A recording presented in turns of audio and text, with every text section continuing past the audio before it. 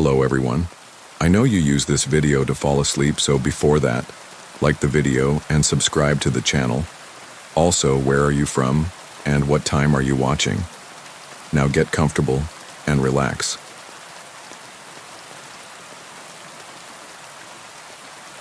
It began with a sound I couldn't name, low, like a breath drawn through damp stone, and once I heard it, I couldn't unhear it. It wasn't loud, it wasn't even present, not in the ordinary sense, but it was there, persistent, woven into the silence of that narrow trail that split the woods behind my grandfather's house. I went walking in late autumn, during those days when the trees no longer carried color, when the sky thickened like wet linen, and the world felt paused between breath and death. My return to the old property was not planned. It was one of those quiet urges that creep in under the weight of sleepless nights. An ache to be somewhere simpler, older, familiar in ways that no longer made sense. The house had been passed down to me, left untouched since my grandfather died a decade earlier. I hadn't visited since the funeral. Now it stood vacant, buried beneath vines and wind-littered debris, the land swallowing it inch by inch. The trail behind the house was something he'd always warned me away from as a child. No one else had ever mentioned it, not my parents, not neighbors, and yet I remembered vividly the urgency in his voice when I'd get too close to the tree line. Stay away from that path. Don't let it see you. At the time, I'd dismissed it as one of his odd old man superstitions. But now, alone in that silent, skeletal landscape, I found myself walking toward it as if led by something deeper than memory. The path was still there, narrow as a blade and buried beneath layers of leaf rot and pine needles. There was no marker, no clear trailhead. It simply opened, like a slit in the earth, just beyond the thorn hedge behind the barn. I remember pausing before stepping onto it, feeling an involuntary chill climb the bones in my legs. The wind stilled. The woods grew quieter than seemed natural. It was not a trail meant for walking. It was meant for following. The trees closed in like teeth. The deeper I went, the more the air thickened with a scent I couldn't identify. Something sweet, rotting, and almost metallic. The ground beneath me grew softer, as if I were walking across layers of damp fabric instead of soil. Leaves clung to my boots like skin. The wind, when it moved, seemed to whisper under the sound of my own breathing. I do not remember deciding to keep going.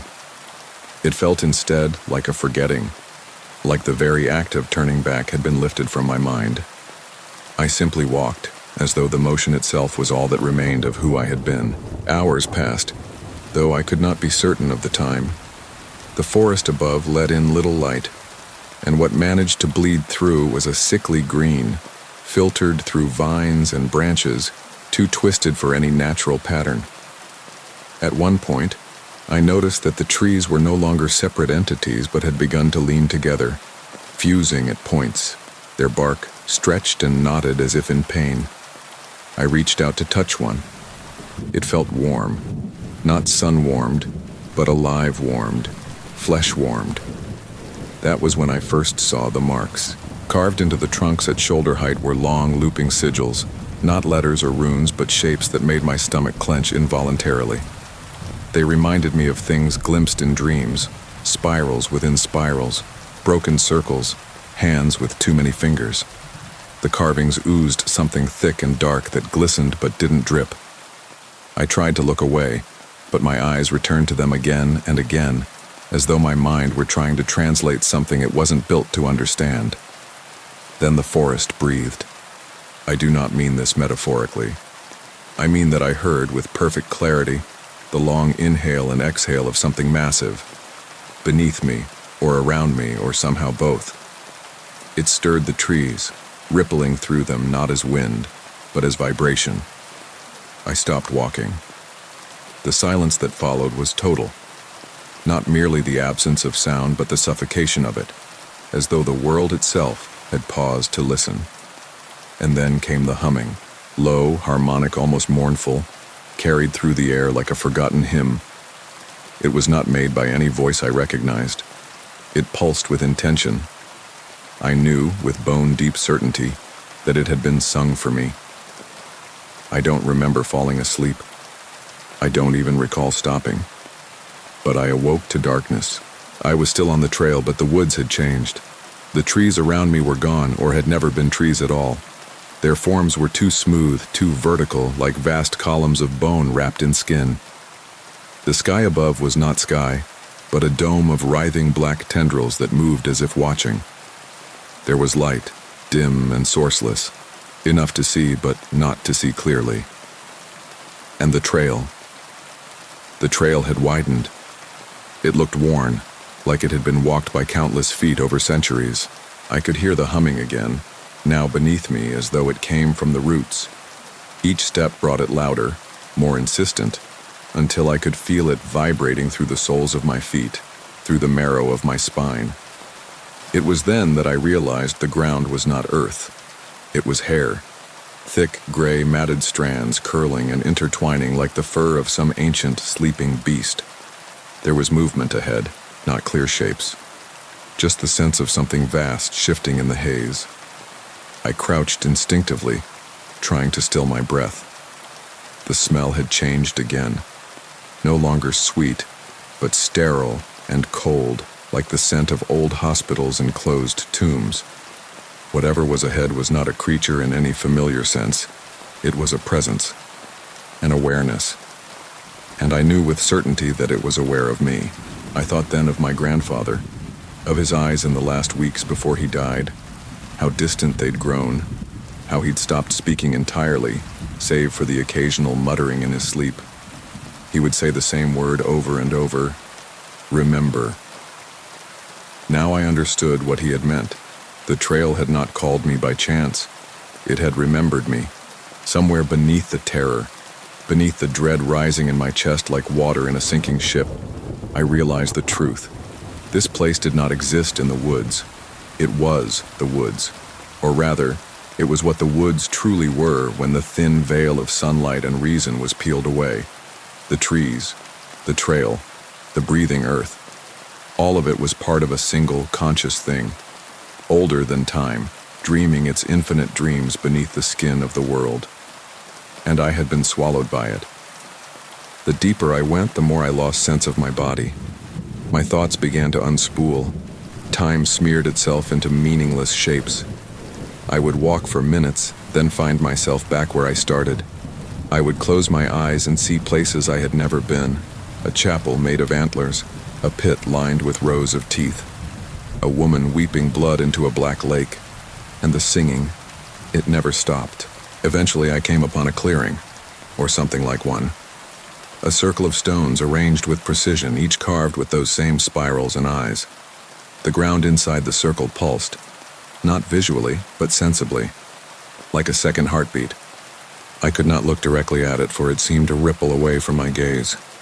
I stepped in. I cannot describe what happened next, not fully.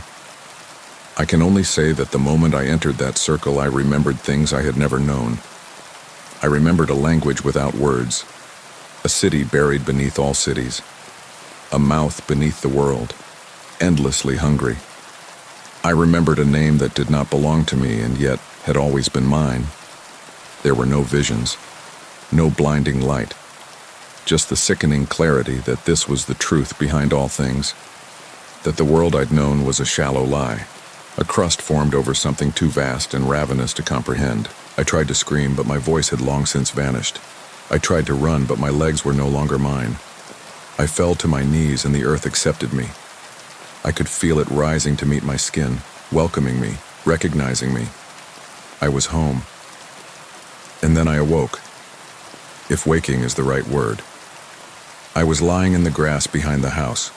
Morning light spilled through the trees. Birds chirped. My hands were clean, my boots unsoiled. The trail was gone. Gone.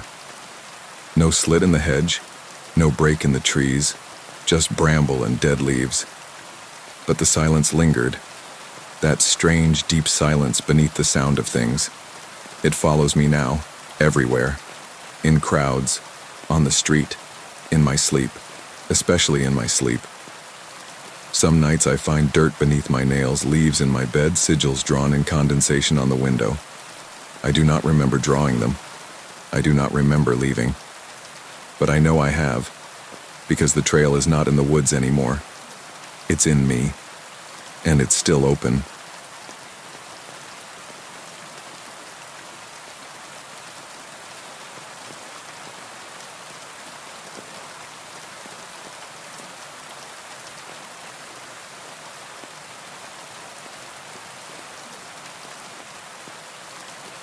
I was 17 when I first realized there were hours of the night that did not belong to the living. I woke to a silence so dense it pressed against my eardrums like altitude. Not a silence of rest, but of waiting. Conscious, patient, and unspeakably old. I did not hear the wind or the creak of the floorboards under expanding wood. Even the house, usually alive with nocturnal ticks and groans, had gone still, as if holding its breath. My room was cold. Not the kind of cold that comes from a broken thermostat or drafty windows, but something that felt invasive, like the temperature of a deep and forgotten cellar. I remember the weight of the blanket tangled around my legs, its texture somehow more abrasive in the dark, like something was brushing against me from the inside out. The clock on my dresser glowed a soft green, 3:00 a.m. I had no reason to be awake. No noise had stirred me. But I was upright, fully conscious, my skin prickled with a crawling awareness I could not locate or name.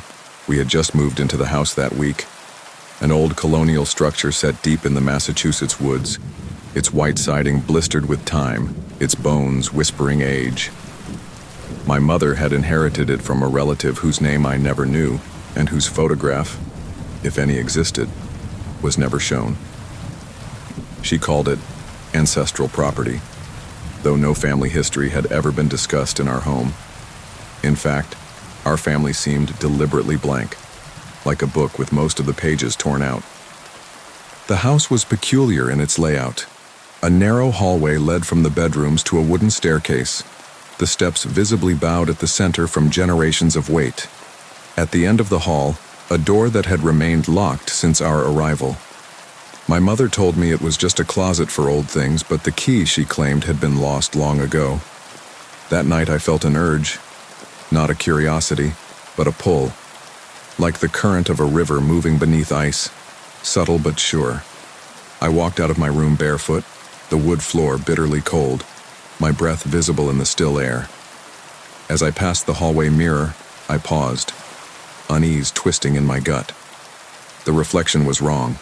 Not in the way horror stories might tell it, no blood or missing eyes, but the image was delayed. I moved, and it followed a breath too late, as if trying to remember what it had just seen. I blinked, and in the space between my lashes, I thought I saw a third shape behind me, low to the ground, dark and crouching. When I turned, the hallway was empty. I kept walking. The corridor seemed longer than it should have been. Shadows hugged the corners more tightly, and the air grew colder the closer I came to that locked door. It was there I noticed the scent, old earth, copper, and something sour, like milk left in a warm room. It was seeping through the door frame, and then, inexplicably, the door was open. There had been no click, no creak. It had simply shifted ajar, a thin black line where light could not exist. I remember reaching toward it without thought, the way sleepwalkers reach for railings they cannot see. Inside the room was narrow and windowless, a floor of cold stone, not wood like the rest of the house. There was no furniture, just a low table made of what looked like animal bones, yellowed and jagged. At its center sat a deep metal bowl, its surface stained with layers of rust or something worse, and behind it, against the far wall, a tall frame of sticks bound in twine and hair. That was the first night I saw them. Figures, thin and stooped, stood in the corners of the room. Not quite human in shape, but bearing the silhouette of it.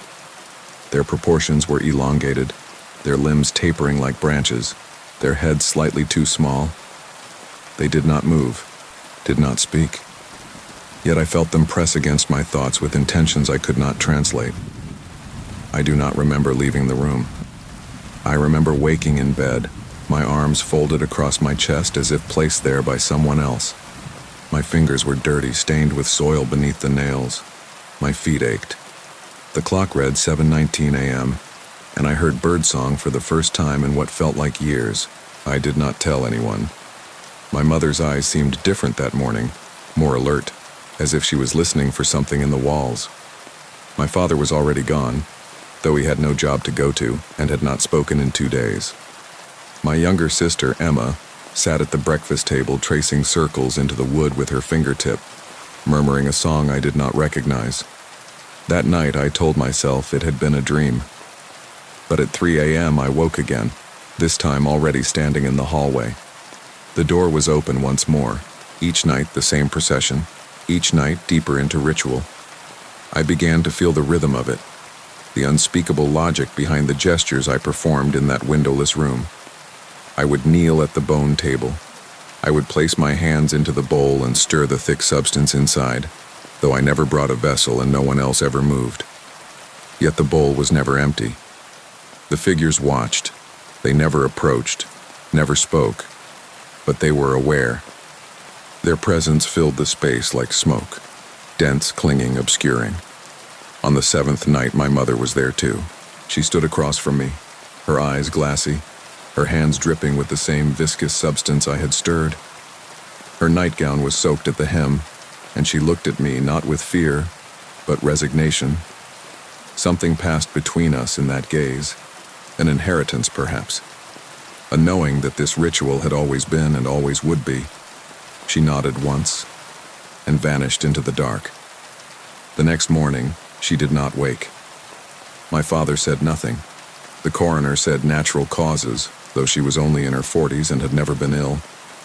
Her eyes had been open when I found her, glassy and fixed on the ceiling. The coroner had closed them, but I still saw them in my sleep. After the funeral, the house changed. I would find objects moved. Old photographs I had never seen before arranged on the mantel, depicting people who looked like me in clothing from a century ago. The lights would flicker at 2:58 a.m. precisely.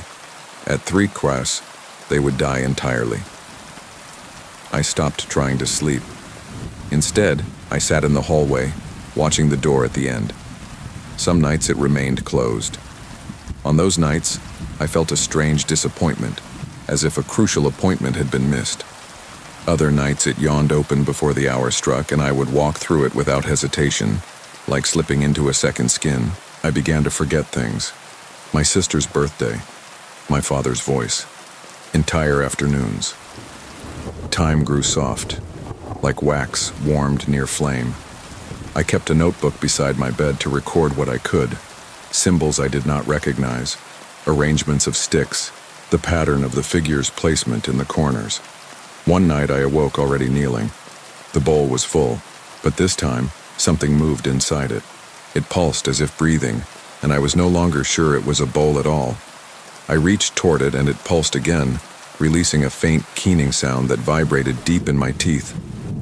I remember crying, though I do not remember emotion, only the sensation of tears on my face hot against the surrounding cold.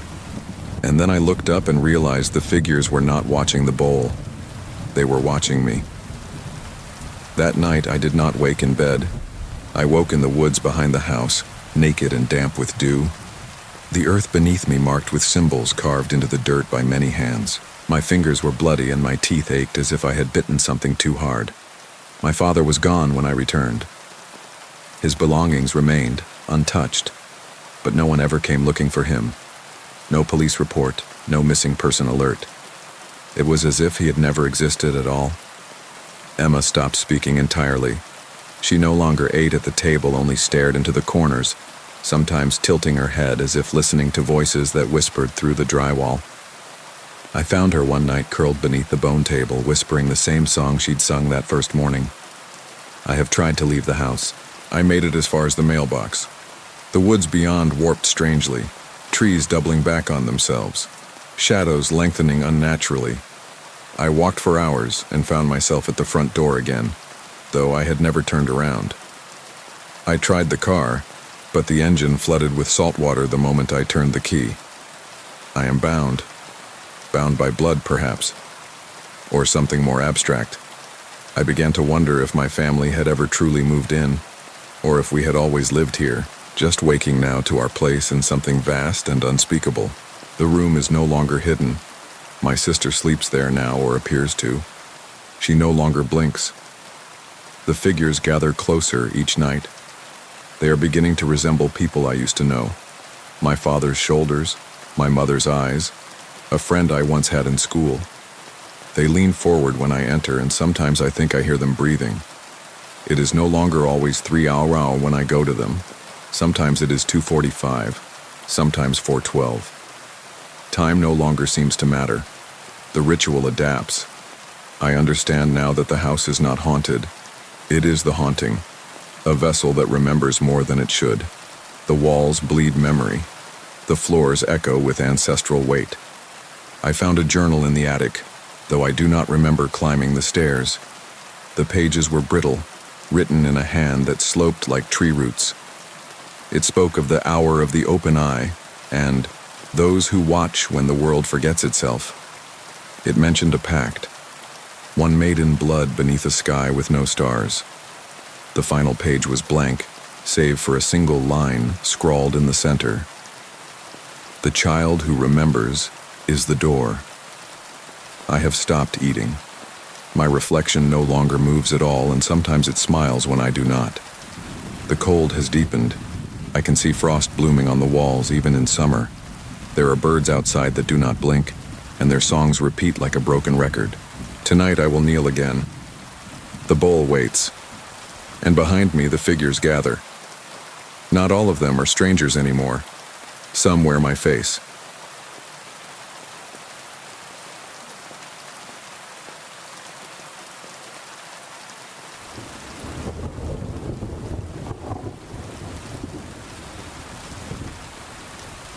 There was something in the walls.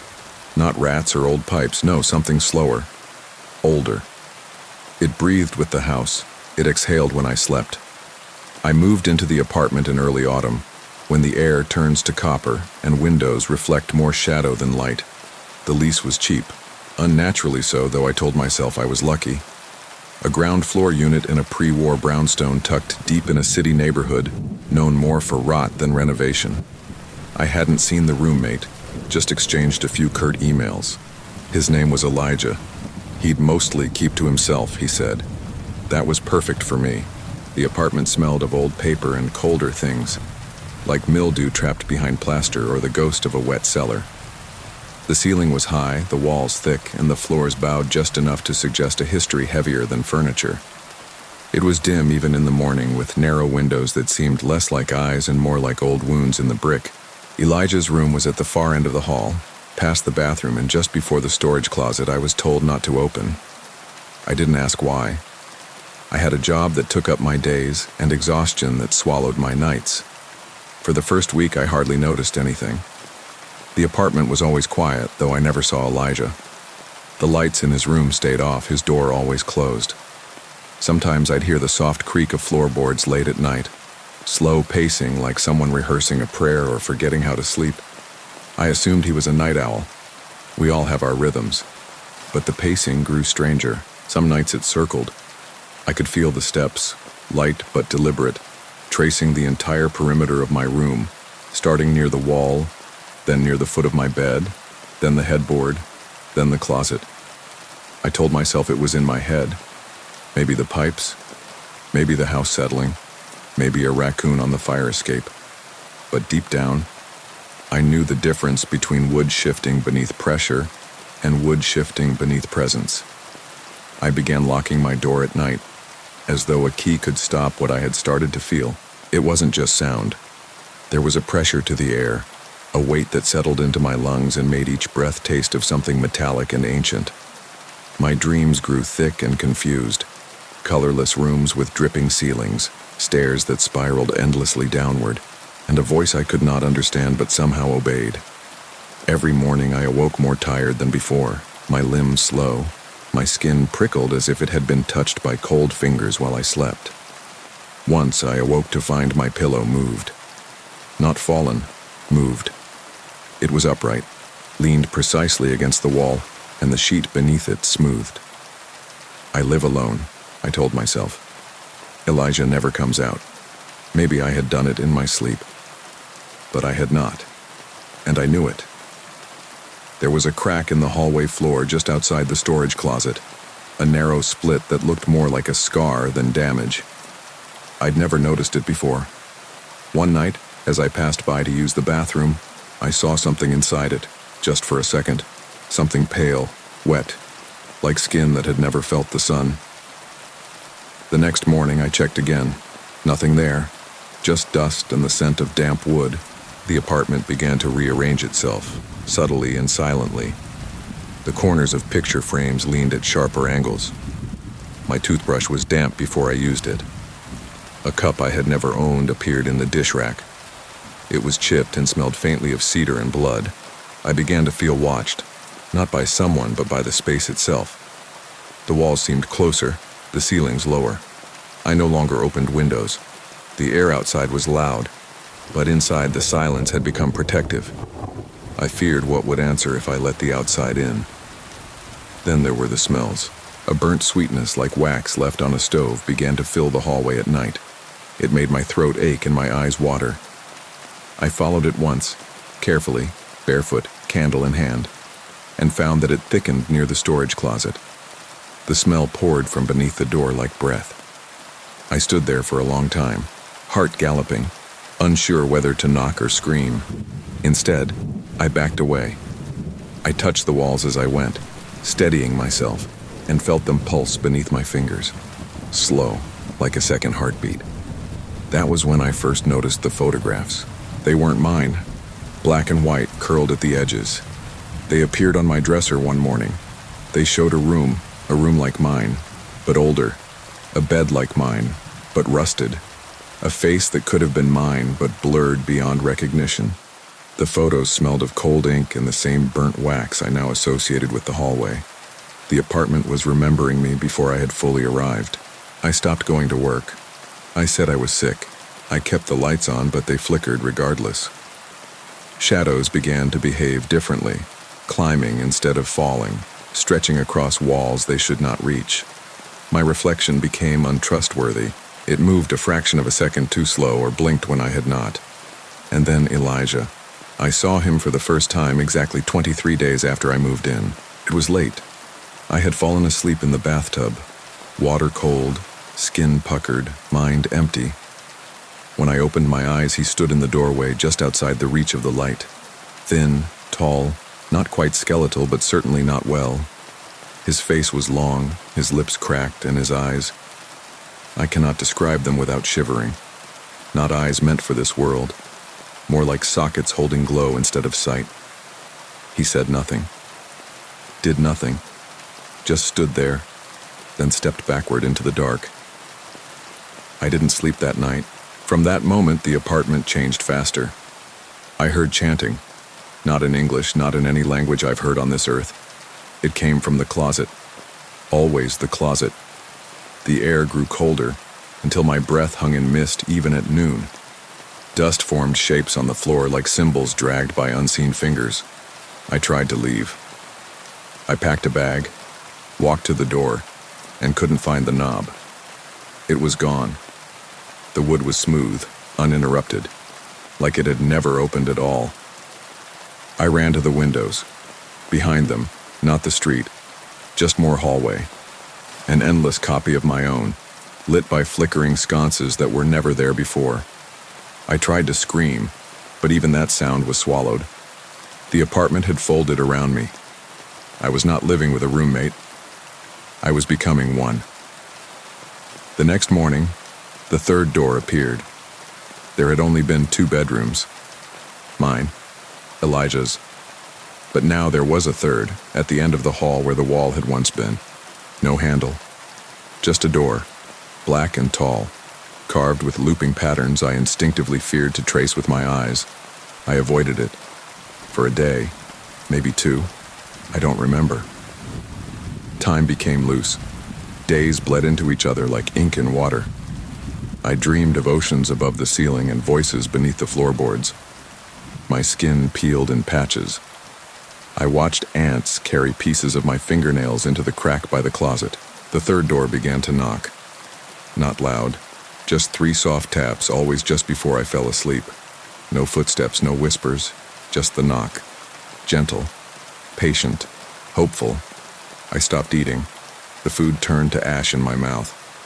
I drank only water, and even that had begun to ripple when I held it, as though sensing a vibration from a place I could not hear. The knocking grew closer. One night, it came from my own closet. The next, beneath the bed. Once it came from inside the pillow. And then, silence. For 3 nights. No pacing, no whispers, no knocks. I thought it had ended. That's when I made the worst mistake of my life.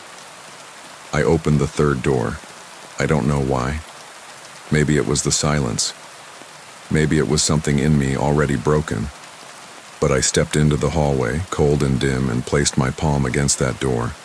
It opened outward, like something had been waiting on the other side. What I saw was not a room, not a place. It was a sky, upside down, black as oil, and pulsing like breath. Beneath it, a structure, no, a shape, neither organic nor mechanical, composed of limbs and roots and bone. And in its center, a throne, not empty, but becoming me. I was pulled forward, not by force, but by inevitability. My limbs no longer listened to my fear. I stepped inside, and the air tasted like memory and bone. The shape turned, and I saw Elijah, though it wasn't him anymore. His face was a mask of shadow, his hands too long, nails black and dripping. He pointed to the throne, and I understood. He had once opened a door too. The last thing I remember clearly is kneeling. My knees sank into something soft and wet. The throne hummed beneath me. The upside-down sky blinked, then silence. And now I am here.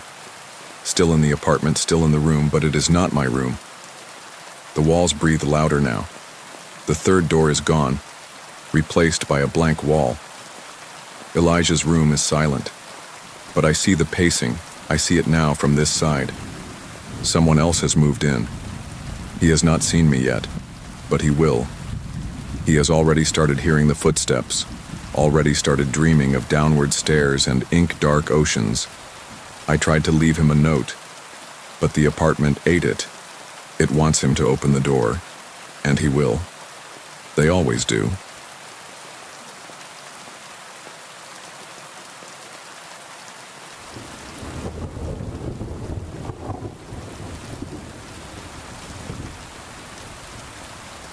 I should have never followed the path that day, the one that curved behind the frozen creek and disappeared into the lattice of trees. But some ancient instinct pulled at me, something older than caution and deeper than dread. It wasn't curiosity, it was inheritance. I had driven north to escape the collapse of things. The kind of collapse that doesn't make noise when it falls, but settles around you like ash. Divorce papers signed without a word, friends forgetting to return your calls, the sound of your own breath too loud in a house that once held laughter. The silence in my apartment had begun to feel heavy, almost viscous, as though the walls were watching. I longed for solitude, but not surveillance, so I searched for wilderness. The rental cabin appeared in an obscure corner of a forgotten website. No reviews, no clear owner listed, just one photograph, taken in what must have been the 1970s. The cabin stood in a clearing deep in the northern pines of Maine, the woods around it appearing black even in daylight. I rented it without thinking, as though the decision had already been made. The drive took 12 hours. As I passed the last recognizable road sign, my cell service vanished. The GPS screen froze on a pixelated map, and the trees began to lean inward. By the time I arrived, evening had soaked into the forest like ink into cloth. The cabin looked unchanged from the photo. Slanted roof, narrow chimney, and windows that reflected only black. It smelled of damp wood and something else. Something older, like cold stones buried in the earth.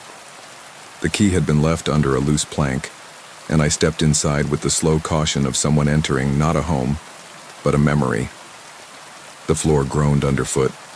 Dust floated in the stale air, yet nothing had settled on the furniture, which was sparse and plain. A wood frame bed, a table, one chair. No electricity, only a fireplace and a lantern fueled with oil. At night, the forest pressed in like a hand around the throat of the world. There was no moon, no stars, only the wind and its dry-throated whisper through the pines like voices speaking behind walls I couldn't see. I told myself I would sleep the exhaustion off, that the isolation would become peace by morning. But the first dream came that night. In the dream, I stood outside the cabin barefoot on the brittle grass. The forest had moved closer, the trunks now just feet from the cabin walls. Something pulsed between the trees. Not light exactly, but a kind of presence, like heat without warmth. I turned and the cabin was gone. In its place was a ring of stones, each carved with spirals and slashes that hurt to look at. I woke with a start. My sheets were damp. The air smelled of iron. Somewhere in the woods, something cracked. Not a branch, but something deeper, like bone. The days passed with the indistinct texture of a dream. I tried to read, to write in my journal, to chop wood. Anything to occupy the ticking silence. But time bent strangely here. Hours seemed to loop, days unspooled without sequence. The fire never warmed the room completely, and shadows lingered even in morning light. Once I opened the curtains to find the trees had crept closer in the night. Just a foot. Then another. I measured them to be sure. And sure enough, each morning, they advanced by inches as if converging. On the fourth night, I awoke to a low hum. Not outside, but inside my head. It wasn't mechanical, nor musical. It sounded like breath echoing in a cavern. I rose and lit the lantern, my hands trembling against the cold metal. The light flickered weakly, casting long shadows that stretched toward the walls, unnaturally long, as though unwilling to retreat. There was something at the edge of the bed. I couldn't see it, but I felt it. Like the way you sense another person in a pitch-black room, not by sight, but through some deeper sensory register that bypasses logic. I refused to speak aloud. Somehow I knew that acknowledging it with voice would make it real. Instead, I lay back down, rigid as stone, staring at the ceiling. I don't know when I fell asleep, but I remember the dream clearly. I stood in a clearing ringed with those same carved stones. Around me were people, or things shaped like people. They wore no faces, only bone-colored masks, circular and blank. They moved in a slow, deliberate pattern, walking between the stones, pausing, then shifting again. It was a ritual, though its purpose escaped comprehension. When they turned to look at me, their masks cracked with hairline fractures that bled light, and I heard a word not in any human tongue, but I understood it. Return. I woke with blood on my pillow. My nose had bled during the night, staining the linens in the shape of a spiral. When I touched it, the blood felt cold, as though it had been there for hours. The trees, again, had moved closer. The following day I searched the woods. Not out of bravery, but desperation. I needed to see if something had been there. Tracks in the snow, broken branches, discarded objects. But the forest offered nothing. Its silence was complete. And yet, I felt watched. A pressure on my skin, a sense of being measured. In the deepest part of the woods I found it. A narrow pit, carved straight into the earth, rimmed with symbols like those in my dreams. There were no footprints, no animals nearby. The trees bent away from it, as though in fear. I leaned close, but the darkness inside the pit was absolute. I dropped a stone in. No sound returned. That night, the humming returned louder. The dreams became longer. I no longer knew when I was awake. Each day blurred into the next. The woods had surrounded the cabin completely now. No path, no clearing. Just trees pressing against the windows like the ribs of a living cage. I had not eaten in 2 days, not from lack of food, but absence of appetite. My hands had begun to shake. I found myself staring into corners, convinced they had deepened, becoming doorways to places without shape. I read my journal to reorient myself, but found pages written in handwriting not quite mine. The entries spoke of returning to the well, of those who watch from beyond the pines, of the agreement written in blood and time. The final entry simply said, The bones remember. Then the scratching began. At first it came from the chimney, faint, irregular, like claws against stone. Then it moved to the walls, the roof, under the floorboards. A methodical, thoughtful scratching. It was not an animal. It was a language. I fled outside into the cold night, but the trees did not let me pass.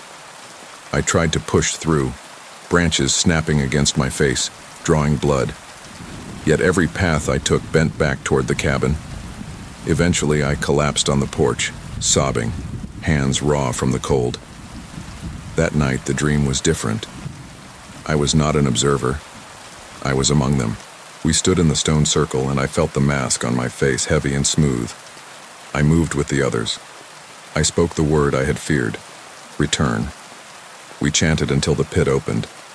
And from it, something emerged. Not a creature, not a god. A shape. A memory older than language.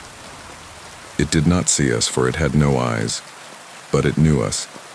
And it remembered the promise. When I woke, I could not move. Sleep paralysis, perhaps. Or something else. My eyes remained open, fixed on the ceiling, where faint markings had appeared. Spirals, intersecting lines, the echo of the dream.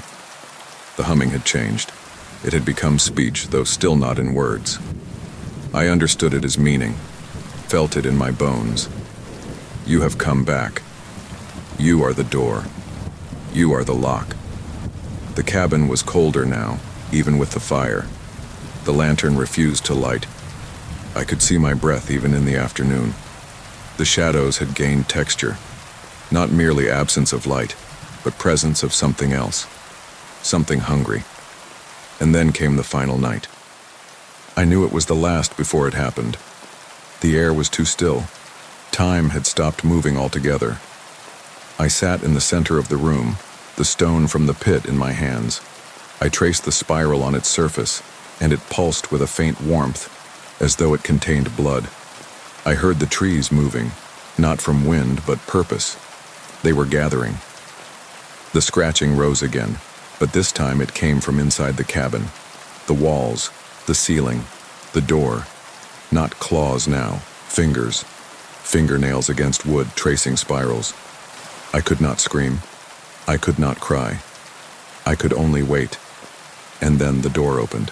There was no figure, no form, only cold and shadow and the sound of breath. Not mine. It stepped in, and the walls bowed inward. The cabin sighed like something dying. I saw nothing but felt its shape. Not with my eyes, but the part of me that dreams. It moved into me, or perhaps it had always been there. Now I sit in the cabin still. I have no need for food. I do not sleep, though I drift into visions where the stones whisper my name in voices that do not belong to this world. The trees are inside now. They grow through the walls, through the fireplace, through the floor. The cabin is no longer in the woods. The woods are in the cabin. I am not alone. I never was. There is something under the floorboards, always watching, always listening. When I close my eyes, I see its memory. The first ritual, the first blood, the first door opened. I do not remember my name, only the spiral, and sometimes late at night I hear footsteps in the snow. A traveler, lost, drawn here by a photograph or a dream or a need they don't understand. They knock, and I open the door, and I say, without speaking, return.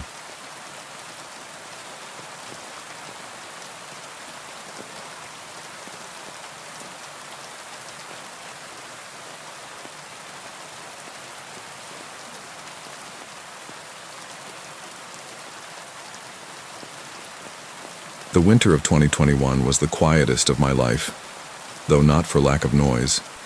Silence, I found, is often the loudest thing in the world, and that year it came from beneath my feet. I had returned to my family's ancestral cabin in northern Vermont, not out of sentiment, but necessity. The pandemic had torn through the city like a ghost that refused to knock. My apartment shrank with each passing day. I needed air, quiet, space. I craved stillness, but not the kind I found there. The cabin was built in 1836 by my great-great-grandfather Elia. He was a carpenter and apparently a man of strange convictions. The structure had held together surprisingly well. Black pine beams lined with hand-forged nails, a hearth that hissed as if exhaling breath from some ancient mouth. Though it stood alone at the edge of a frozen valley, it had always given off a peculiar warmth. Not comfort, necessarily, just heat, as if something alive lingered in the old wood. That December, snow arrived early and fell without ceasing. The world outside thickened in white layers. Trees sagged beneath the weight of their own silence. The road disappeared first, then the telephone wires, and finally the sky itself, blurred into an indifferent haze of gray. No signals reached me, no visitors came, and I began to hear things. The noises were slight at first, harmless. A dry groan from the floorboards, a faint tapping in the walls, perhaps mice. I rationalized them the way one always does. Wind, settling wood, a trick of aging insulation. But something about them felt timed. Not random, not chaotic, but measured, as if following a rhythm I was not yet attuned to. I remember the night it shifted. It was mid-January and the cold had grown cruel. I had stuffed towels beneath the door frames and burned wood in the hearth until the smoke smelled like copper. But no matter how much I stoked the fire, a biting chill began seeping from under the floor. It felt deliberate, targeted, a draft that wrapped itself around my ankles like fingers. I lay in bed that night wrapped in layers of wool, listening to the wind churn through the valley. But underneath it, something else pulsed, something almost imperceptible. A low hum, subsonic. It wasn't sound exactly, but presence. I could feel it in the pit of my stomach and the roots of my teeth. A vibration that made me clench my jaw without realizing. A resonance too deep for hearing, too slow for breath. Then came the dream, or perhaps it was something else. I remember lying in bed, unable to move, not with fear, but with paralysis. My eyes were open, yet the room had changed. The shadows were wrong, bending where no light touched them. The corners of the ceiling swelled outward, and the wood beams above groaned like they were breathing. And beneath the bed, I heard a scratching. Not animal, not human. A sound like branches dragging across a stone altar. Slow, purposeful. I tried to lift my limbs, but they would not answer. And then, ever so softly, I felt the mattress dip behind me like someone had just lain down beside me. Or something. When I woke, if one could call it that, I was still frozen. My mouth was dry, my tongue stuck to the roof like ice. A pale mist clung to the inside of the windows. It was noon, but the sky outside had dimmed into a bleached gray that bled all color from the world. I went to the floor and pressed my palm against the boards. They were warm. Too warm. I thought perhaps a heating pipe had burst, but there were no pipes in that part of the floor. I tore open the rug and pried up one of the slats. Beneath it was soil, rich, black, and damp. Not frozen, not frostbitten, but alive, breathing, and threaded through it were strands of what looked like hair, long, pale, human. I covered it back up. The nights grew worse after that. The scratching resumed. But now it came from every wall, circling the house like a predator learning the shape of its prey. And worse than the noise were the smells. Old, musty things, iron, mold, and sometimes, fleetingly, a scent I can only describe as ritual, the acrid blend of ash and blood, of something burned long ago and never truly extinguished. I did not sleep. I paced. I watched the frost creep across the inside of the glass, and I began to see things in it. Reflections, shapes, standing in the room behind me, motionless. I stopped lighting the fire. It made the shadows too erratic. They moved when I did not. They mimicked nothing I did. Sometimes I caught them flickering across the ceiling like cracks in the mind. On the third week, I ventured into the attic for insulation. But what I found were boxes of journals, my grandfather's and his before him, generations of entries, all scribbled in the same meticulous hand, though the authors had never known one another. The dates were irregular. Some pages bore years from the 1800s, others from the 1950s, but the handwriting did not change. It was as if the hand had remained the same across time. Some inherited motion passed down through blood. The entries were fragmented, cryptic. The thing beneath does not sleep. It wears the face of the snow. Elia made the pact in the old tongue. We are its keepers now. One passage struck me so deeply I read it aloud, though my voice felt foreign.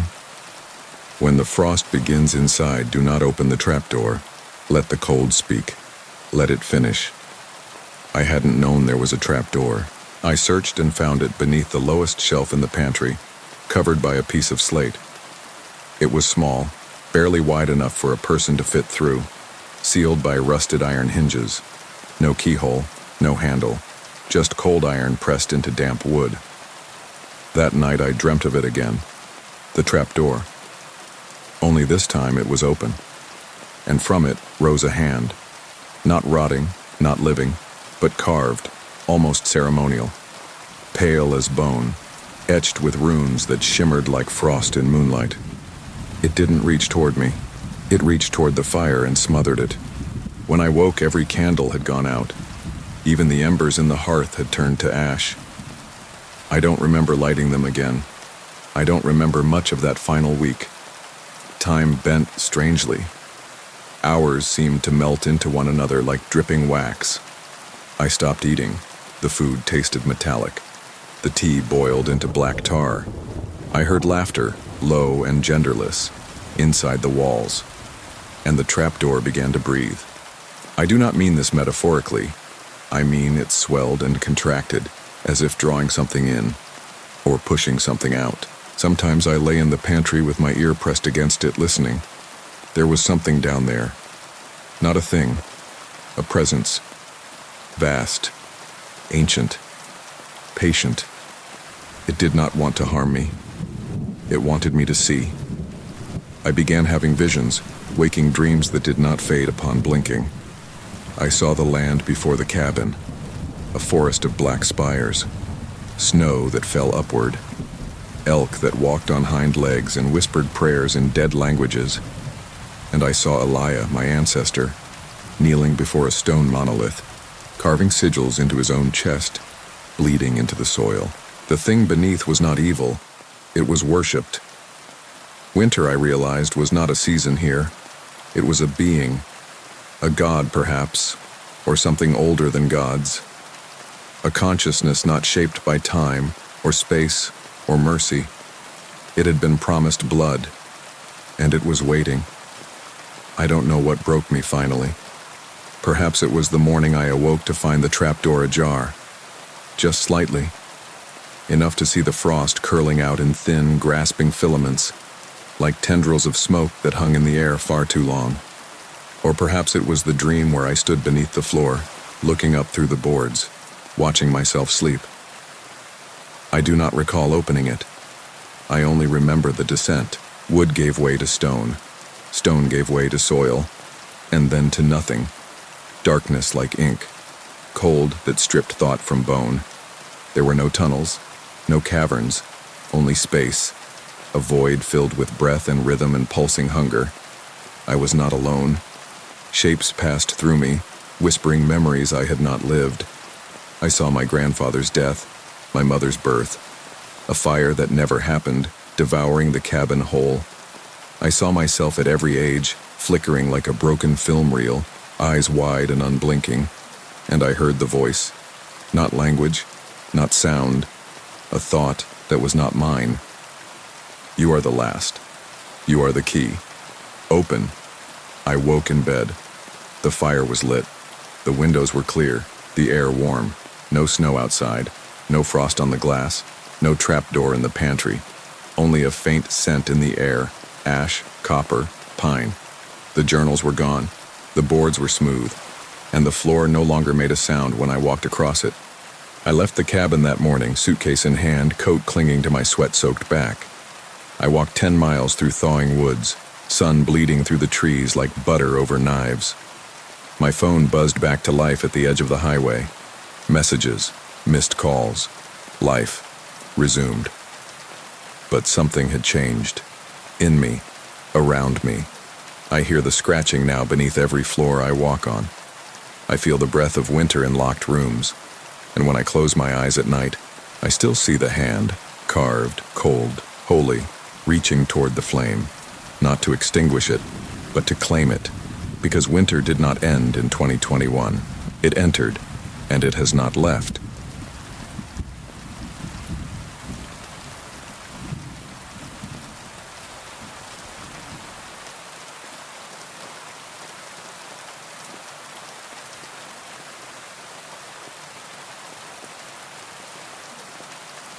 I should have never gone into the cave. That realization came not with a scream or some dramatic revelation, but with the quiet, persistent knowledge, like a chill that settles into your bones and will not leave, no matter how many layers you wear or how brightly the sun burns above you. It began innocently, as these things often do. I'd booked a solo trip to Hawaii after a grueling year of isolation, hoping to rediscover myself, or at least escape the boxed-in familiarity of city life. I chose the Big Island for its volcanic landscapes and untouched beaches, renting a small remote house on the southern coast where the waves roared endlessly against cliffs of crumbling black rock. The Airbnb description called it a sacred stretch of ancestral land. That should have been enough to make me think twice, but the pictures looked beautiful, and I wanted silence. Silence and salt. The house stood on the edge of a jagged bluff, far from the towns, with a narrow dirt road winding through dense vegetation to reach it. Lava fields stretched out to the north, brittle and dark like frozen fire. To the south, the Pacific thundered with an ancient rhythm, its relentless voice echoing through the night like some primordial breathing. From the first night, the ocean seemed louder than it should have been, not just in volume but in presence. It felt sentient, watchful. Lying in bed, the windows cracked open for the breeze. I would listen to the surf rise and fall like a monstrous heartbeat. The air was thick, saturated with the scent of salt, hibiscus, and decay. Sometimes I imagined I heard things in that rhythm, not words exactly, but suggestions, pulses of thought that were not mine. I tried to shake it off. I spent the first days hiking the lava trails, collecting obsidian chips and fragments of ancient coral, eating simple meals by the window, watching the horizon blur into dreamless heat. There were no neighbors, no human noise, just the wind, the birds, the trees whispering secrets I could never quite hear. It was peaceful. At first. The house itself was strange. Old wood creaked even when there was no wind. The kitchen smelled faintly of iron and wet stone even after I scrubbed every surface. At night, the walls seemed to pulse in the periphery of my vision, like the house was breathing in time with the tide. The floors never stayed clean. A thin, powdery layer of salt reappeared no matter how often I swept. I began to notice patterns in it. Spirals, circles, concentric loops leading toward the back door. On the fourth day, I found the cave. It wasn't marked on any map. I only discovered it after an aimless walk down the cliffside, where I followed a thin trail bordered by sharp, bone-white stones. The air grew cooler the lower I went, and the sound of the sea transformed, no longer a crash, but a slow inhaling. I slipped between two jagged boulders and saw a shadowed maw just above the high tide line, a cave yawning like the throat of something immense. There was no reason to go inside, but I did. At first, the interior was ordinary enough, dark, damp, with algae clinging to the walls like seaborne lichen. The air was thick and mineral, and the ground squelched underfoot with ancient water. I turned on the flashlight app on my phone, expecting to find driftwood or perhaps a sleeping seal. But as I moved deeper, the cave opened into something else, an unnatural geometry of stone that did not feel crafted by erosion or time. The walls began to curve, not in a natural arc but in warped, impossible ways, bending inward and outward simultaneously. The rock was too smooth, as if something had worn it down with intent. Strange markings covered the surfaces, sharp spirals, teeth-like glyphs, symbols I could not place in any known tradition. My skin prickled, the air changed. It no longer smelled like ocean, but of copper and rot. I should have turned back, but something held me. Not physically, not yet. It was the stillness. A vast, waiting silence so complete it consumed even the sound of my own breath. I moved forward as if in a trance, one step at a time, deeper into the twisting belly of the island. At the very end of the tunnel I found a pool. It was perfectly circular, its edges too symmetrical to be natural.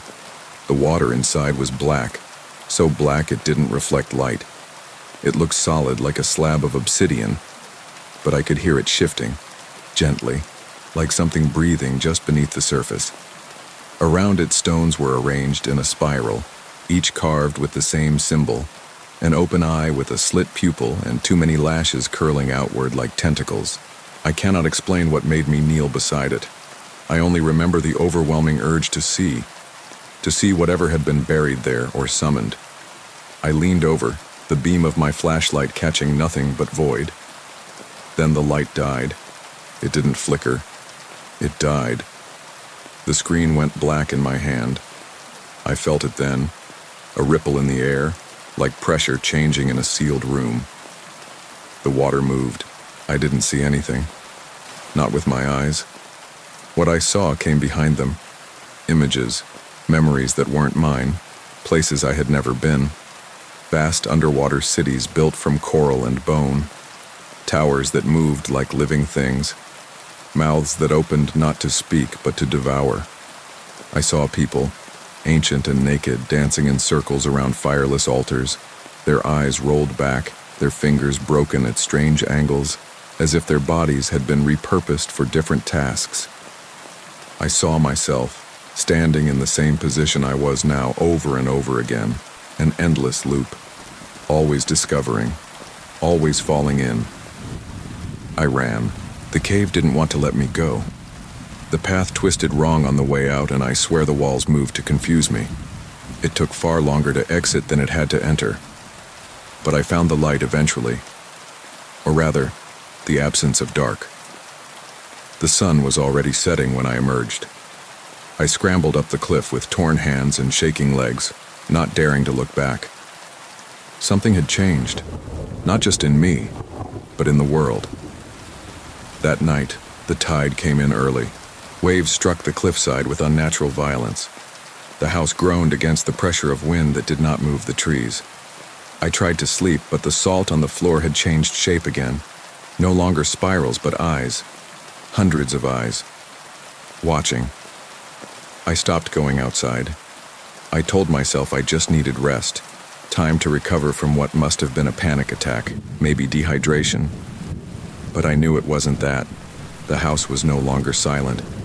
At night, I could hear faint chanting just beneath the roar of the sea, like voices filtered through water, old and slow and dissonant.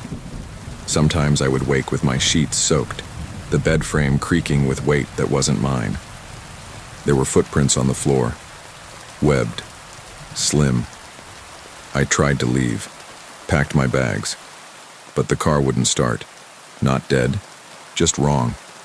The engine would turn, sputter, and then stop with a sound like choking. The radio flickered to life, emitting bursts of static that resolved into words I didn't understand. Clicking, guttural syllables. My phone wouldn't charge. The landline had no dial tone. Even the compass I found in my hiking bag spun aimlessly, no matter which way I turned it. Something had tethered me to the cave, to the pool. I hadn't just found it, I'd awakened it. My dreams turned sour. I saw the pool every night now, except it wasn't underground anymore. It was inside me, beneath my rib cage, pulsing with a dark heartbeat. I would wake and taste salt in my mouth. My lips cracked as if I'd been submerged. I stopped eating. The food spoiled in the fridge before its expiration date. The mirrors in the house refused to show my reflection clearly. They wavered like I was underwater even when dry. I began to forget things. My birthday, my brother's name, the color of my childhood home. I looked through photos on my phone and didn't recognize myself. My face had changed, subtly, but undeniably.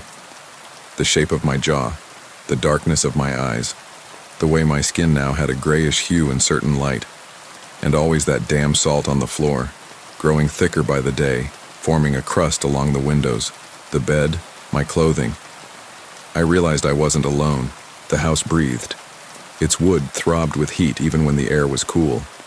Sometimes, in the reflection of the windows at night, I would see movement, shapes that didn't belong. Tall, elongated forms with limbs too long, heads that swayed gently as if carried by unseen currents. They never entered the house, but they were getting closer. I could feel them pressing against the walls like children tapping on a glass tank, watching their prey swim in confused circles. I stopped fighting it.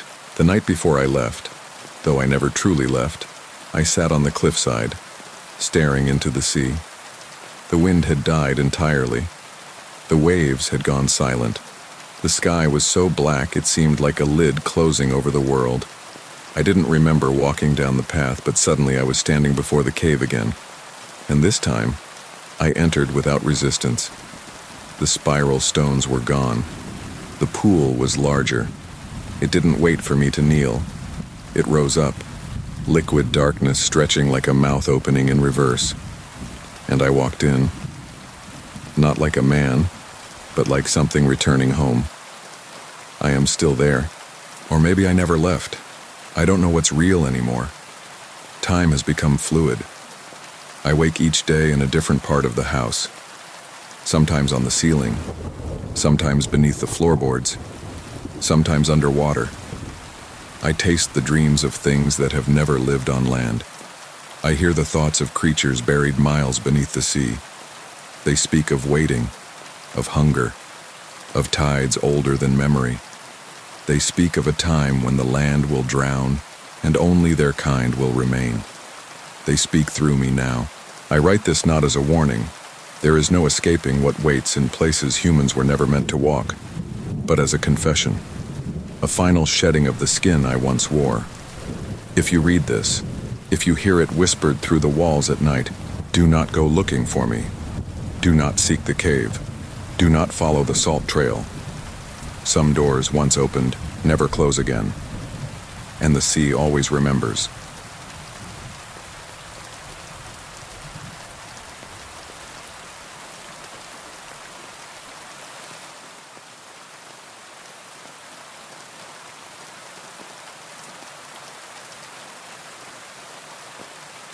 It was the kind of evening that seemed like a warning, when the rain didn't actually fall, but crept over the earth like an illness, gentle and relentless, covering everything in a dull gray sheen.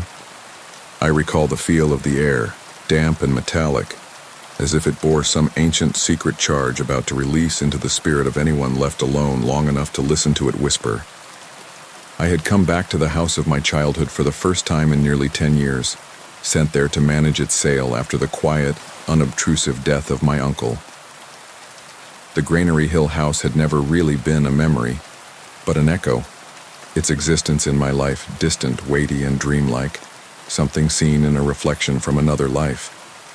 It had stood locked and vacant for years, untouched, dormant in the fog like an animal. It started with the door, not the front one, but the creaky old pantry door by the cellar stairs. Just a faint groan, almost imperceptible under the rain's patter. At first I assumed it was the wood warping with the dampness of the air, or maybe merely my nerves unraveling under the burden of loneliness and nostalgia. But then it occurred again, and again. A breath, a movement, as if something within had pressed in closer. Listening, the storm was silent with only pressure without light. Shadows thickened, staying in corners like spilled oil, moving only when I turned away. The electricity was still functional, but the lights stuttered back and forth in patterns that weren't quite normal, like a stutter in the texture of the house itself. I passed from room to room, bringing back order, dusting off memory and dust. And then, I saw the rug. In the hall upstairs, in front of the room that was formerly mine, the rug was out of place. I couldn't put my finger on why. It was the same as I had remembered, with that soft maroon design of vines intertwined. But it was slightly crooked, a little slant that pulled the eye. I corrected it unconsciously, only to discover it at an angle once more an hour later. I hadn't passed through the hallway in that period. I hadn't heard footsteps, and yet something had disturbed it. It was then that I started to feel the presence, not as a person, not as a specter, but as a place, an absence dense enough to push against the lungs. I would later attempt to define it, to myself and others, as an atmospheric trick. Houses settle with age, people say. Memories rise to the surface. But that house didn't settle. That house watched. Sleep was not an option that night. I reclined on the living room couch with the television's light casting sickly long shadows across the wooden floor. I couldn't manage to spend any more time in my former bedroom. It was too ravaged by years, too thick with stale breath. I heard the rain interweave itself into the groans of the house, and under it all, I was convinced I could hear something else. A rhythm, like wet cloth dragged over stone. There was a time, maybe around 2 a.m., when I shut my eyes just long enough that the world slipped. In the half-sleep I dreamed, or thought I dreamed, of being in the basement. The air was impossibly motionless, stagnant in a manner no living environment ought to be. The walls were off, twisted, slick with some lubricating residue. And there was a voice. Not a noise, but a comprehension. An invasion of language that wasn't mine. We were always underneath. I awoke with my palms wet and my mouth flooded with the earthy taste of soil. By morning, the house was unchanged. Light streamed in through the broken blinds like a falsehood, reducing the night's lunacy to suggestion. I almost talked myself into believing it had all been exhaustion. But when I returned to the hallway, the rug was again crooked, and the door to the attic was open. I didn't remember opening it. The attic had been shut as far back as I knew. I climbed up slowly, every step a compromise between sense and intuition. The attic was chilly and dry, thick with the dust of 100 years unvisited. Old trunks stood at the periphery, sunken in under the pressure of years, and one broken chair stood close to the center, as if someone had gotten up in the middle of recalling something. And behind it, at the very end, was a mirror. I didn't remember it. Taller and thinner and oddly free of dust, it stood against the back wall, its surface too flawless for the rest of the room. I moved toward it without realizing why, attracted by the silence. I looked into it and saw, not me. The face in the reflection had my features, but its eyes were darker, more sunken, and its look wore a weird tiredness, as if it had been waiting so very long. I spun around hard, disturbed, and in doing so saw, only for the space of one heartbeat, the figure stay. My body shifted. The reflection didn't. I never went back to the attic again. The house became quieter during the next few hours, but the silence was stifling, intentional as if a breath held. The rain did not stop. My telephone lost signal for no apparent reason. No calls could be made. No messages were received. I explained it to myself as the storm or the design of the house. But another part of me understood the cutoff was intentional. Something did not want me to access the outside. The living room fireplace started to give off an odd odor. Burnt copper, the smell of blood burned by heat. And no one had burned wood there for years. I discovered ashes under the grate, hot and recently fallen. I never put wood there. I never lit a match. I dreamed again, hallucinated if you'd like, inside the woods at the back of the house, the ones which had always felt oppressively quiet even during summer. The trees were impossibly tall, too closely packed, their bark etched with symbols which ran as I looked on. The sky above churned with colorless movement, a whirlpool which had been turned inside out. In the clearing was a figure swathed in black cloth, featureless, but watching. Its arms were extended. Its voice was a hum within my back. The blood remembers. The walls awaken. I awoke to a thud from downstairs. The basement. I had stayed out of the basement for good cause. Even as a kid, I'd sensed something off about that place, a crushing, suffocating stillness that stuck to the skin. But I couldn't help it anymore. The noises occurred every hour now. Quiet reorganizations, muffled scraping, the crunch of something moving in the darkness. The house was shifting, or rather, something within it was stirring. I took down the stairs, flashlight in hand. Each stair groaned with my weight as if weighed down by memory. The basement was colder than it ought to have been, impossibly so. My breath misted before me and the light struggled to penetrate the darkness. There were shelves, old furniture shrouded in sheets, jars of odd preserves laid down by long dead hands, and there in the back wall a portion of the stone was clean, too clean. The dust would not settle there. The air curved around it in subtle ways like waves of heat off asphalt. I went closer and noticed light etched into the stone, a symbol. A circular pattern woven with broken lines, a mark older than language. My fingers touched it. The wall throbbed. I stumbled back as the light dimmed.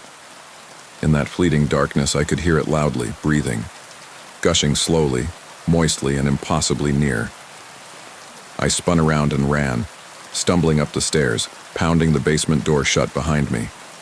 My skin crawled as if something had brushed against my bones across the air. I should have gone then. But I didn't. I couldn't. The house became something else. Time ground to a halt within its walls. My mind grew cloudy. I stood in a room and couldn't remember why I was there. I saw myself in mirrors where none were.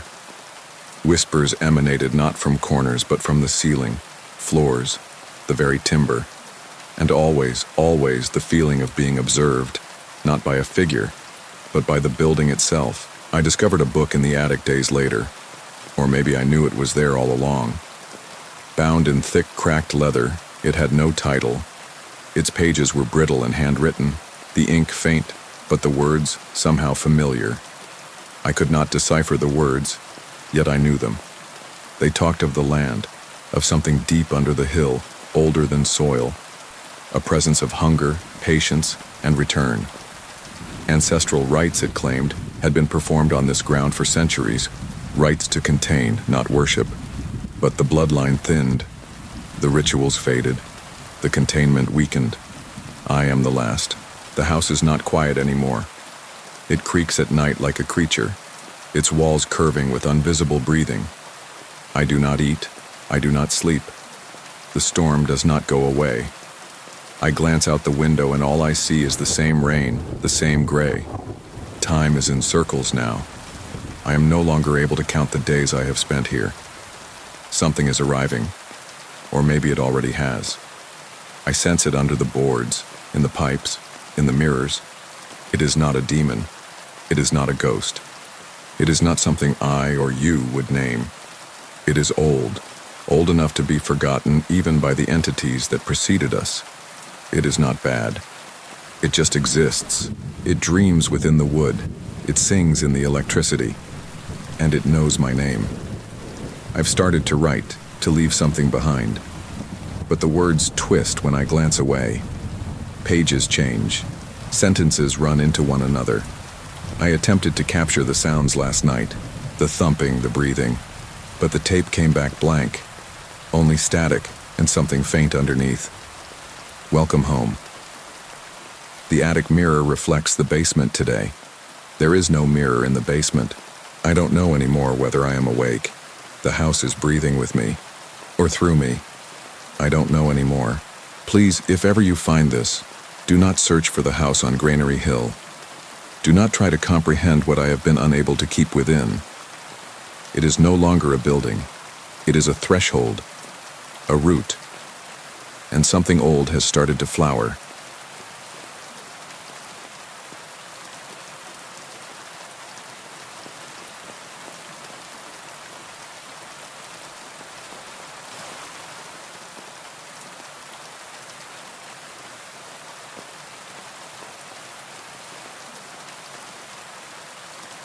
They told me that water remembers, that every ripple echoes some forgotten truth, some hidden scar.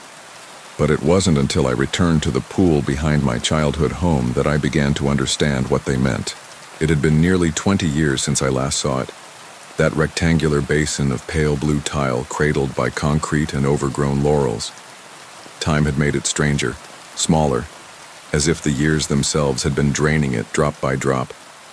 But the moment I stepped onto the cracked flagstone surrounding it, I felt the air change, thickening, as though every molecule clung to its place in defiance of my intrusion. My mother had passed 3 weeks prior. The house, now mine, had gone unvisited for over a decade. She had lived here alone after my father's disappearance, surviving in silence, refusing to leave or speak much.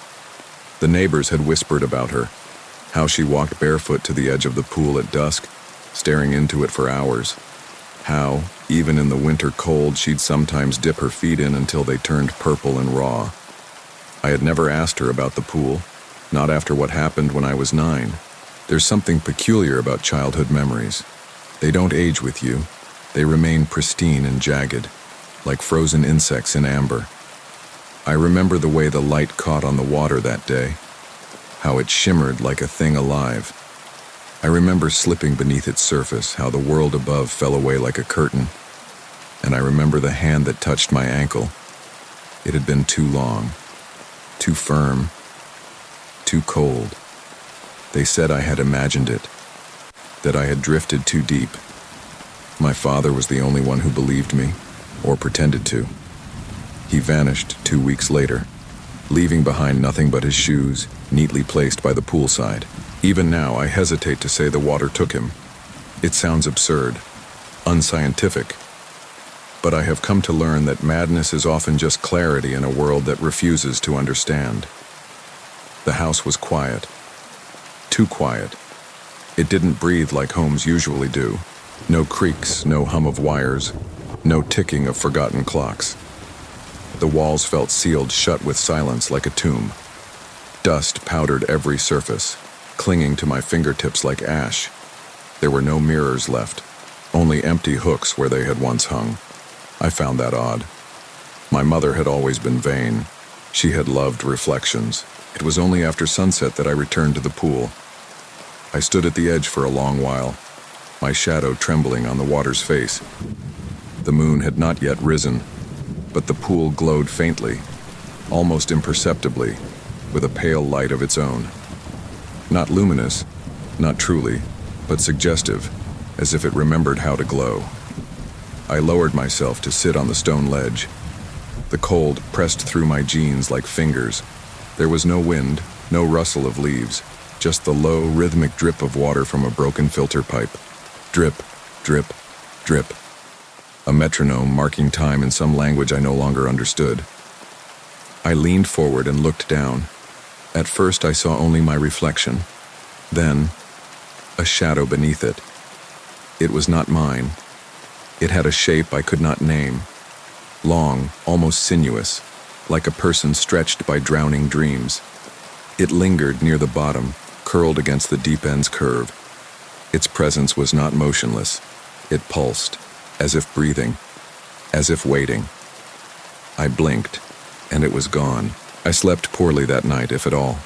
The house groaned once, just once, sometime past midnight, and I jolted upright with the taste of brine in my mouth. My dreams were full of tunnels and waterlogged voices. I do not remember their words, only the sensation of drowning in language too old to bear meaning. The next morning I walked back to the pool. Something had changed. The surface was perfectly still, yet wet footprints led away from it. Small ones, bare. They curved erratically across the stones and vanished beneath the back steps. I knelt and touched them, still damp. I felt the cold leach up my fingers, into my wrist, into the bones.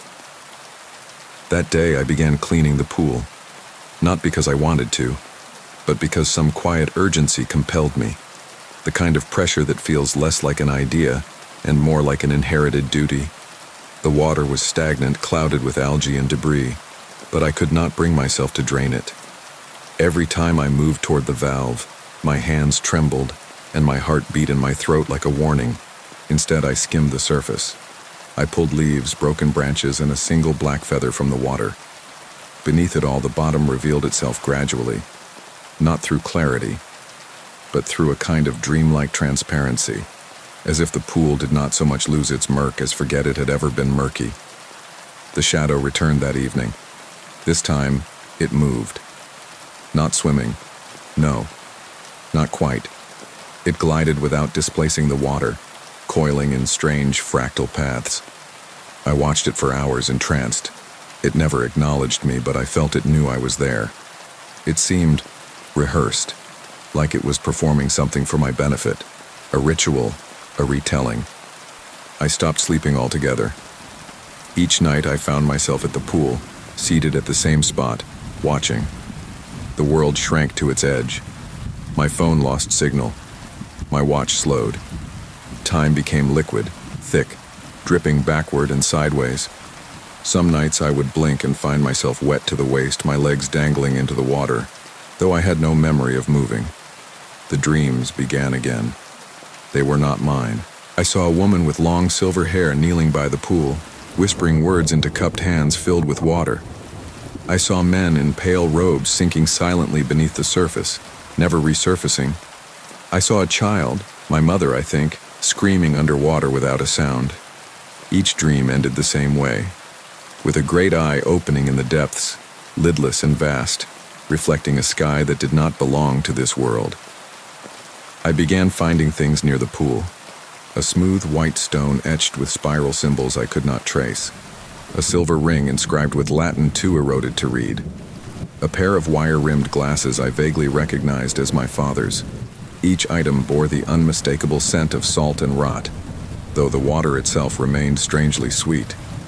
And the water level, it never changed. It should have evaporated or risen after rain. It did neither. It remained fixed, precise, as though measured by a hidden force.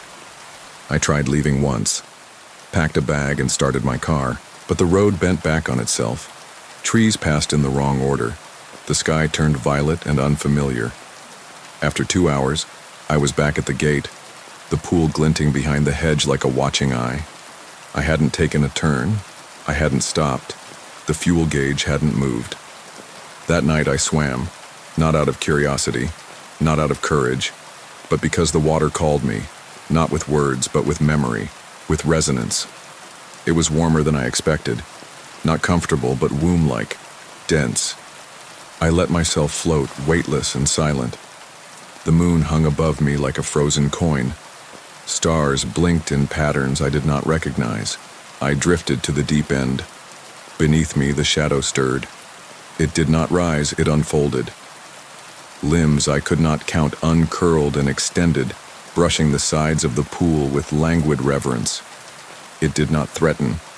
It welcomed. I did not flee. Instead, I opened my mouth beneath the surface. I cannot describe what entered. Not liquid, not solid. Something in between, like memories woven into flesh. It filled me, bone by bone, thought by thought, until I remembered things I had never known. I saw my ancestors kneeling in a stone basin in the forest, the pool's ancient predecessor. I saw a girl born with gills behind her ears. I saw a drowned god rise from the ocean floor, crowned with coral, its teeth rows of whispering skulls. When I awoke, I was on the stone ledge again. The sun was rising. My skin bore thin, pale lines like fish scales. They vanished before noon. Now I am not sure how long I have been here. The days blur. Time collapses in on itself. I no longer sleep, but I dream constantly. Waking visions that seep through my thoughts like ink. I find myself reciting names I do not know, names older than speech. The pool is not haunted. It is a doorway, and it is open. Even now, as I sit by its edge, writing this with trembling hands, I feel it watching. I feel it waiting. The water does not ripple. It listens. If you find this, if you read these words, know that you are already part of it. The moment your mind touched these memories, something ancient remembered your name. Do not come looking for me. Do not look into the water. Do not answer if it speaks. Because once you do, once you feel it breathing inside your bones, there is no surface, only depth, only silence, only the water beneath.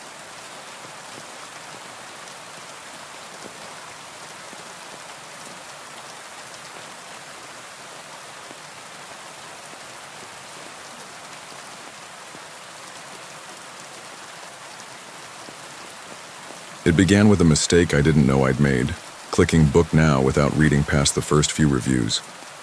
The house was too quiet in the photos, and the light in them too still. I'd been meaning to disappear for a while.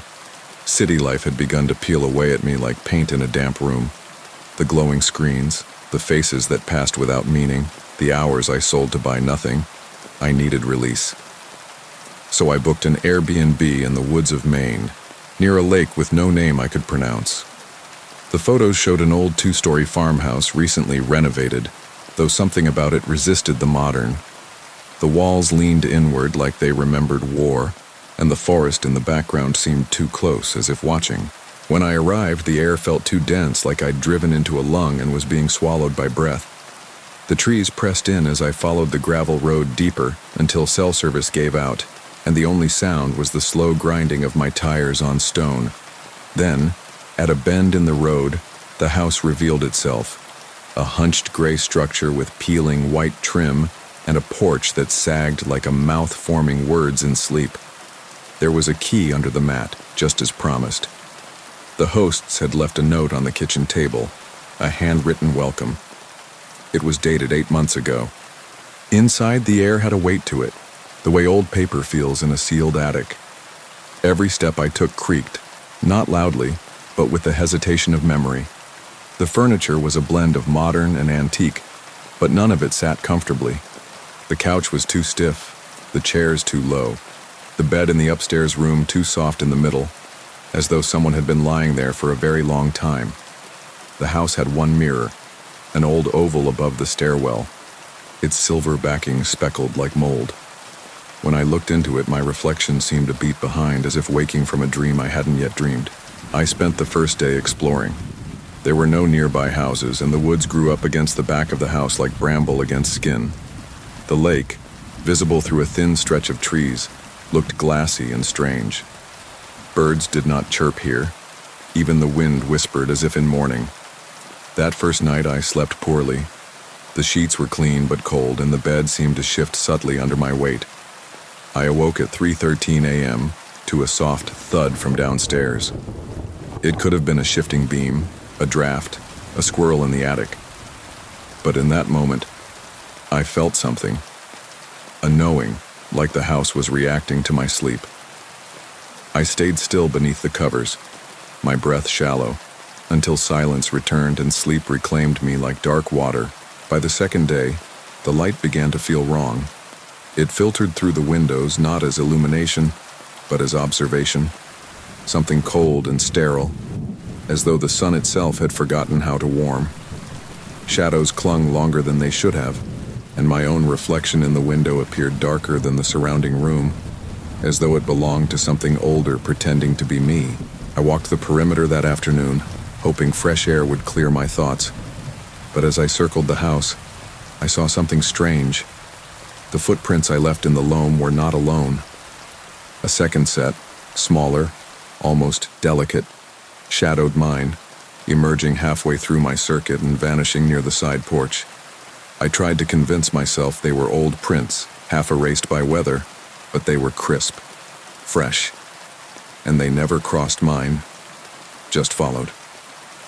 That night the dreams began. I saw the house before it was mine, wooden and breathing, pulsing like flesh in the fog. A woman stood at the edge of the woods, arms open, mouth full of soil. Her eyes were closed, but her presence spilled into the trees like soundless music. Behind her, in the house's windows, faces leaned out, dozens of them, some contorted in agony, others serene as statues. They watched me as the woman pointed toward the cellar door, which I hadn't yet opened in waking life. I woke cold and sweating. The sheets wound around me like bindings. The cellar, I hadn't noticed it before. There was a door behind the kitchen, half hidden behind a shelf pushed askew. The handle was old iron, slick with age, and when I touched it, the metal felt warm, almost feverish. I didn't open it then. Instead, I returned to the mirror above the stairs and stared at my reflection. For the briefest moment, it did not blink when I did. On the third day, the air inside the house grew damp, like breath held too long. Mold bloomed subtly in corners, though I hadn't seen any the day before. The walls smelled of wet earth. The bed's depression had deepened, and the ceiling above it bore a stain that hadn't been there when I arrived, round like a breath held against plaster. I told myself I'd leave the next morning, but when I checked my phone, it was dead. Plugging it in yielded nothing. The power still worked, the light still flickered with that same anemic pallor, but the phone remained dark. My car, too, refused to start. The engine clicked uselessly as if mimicking an echo, not a function. Even the radio hissed like breath through teeth. I was not alone in the house anymore. I felt it. At times the stairs creaked in descending order, though I remained still upstairs. Doors opened slightly wider than I'd left them. The mirror began to fog, not from breath or heat, but as if something were breathing from the other side of it. Once I caught a scent of perfume, antique and powdery, as though a woman had just passed. I still had not opened the cellar door. The dreams turned vivid and waking. I could no longer tell sleep from awareness. I would lie on the couch during the day and feel the house around me shift, gently, like a boat untethered. Rooms elongated in impossible proportions. The floor seemed to slope subtly downward, though the horizon remained level. I saw writing on the walls now, faint script under layers of paint, visible only at a slant in certain lights. The words were not English. They curled like smoke, like veins, like vines spelling truths never meant for the living. I read them aloud once without meaning to. My tongue moved without permission. Afterward, the mirror cracked. Just once, cleanly, down the center. My reflection seemed satisfied. That night I dreamed of the house's birth.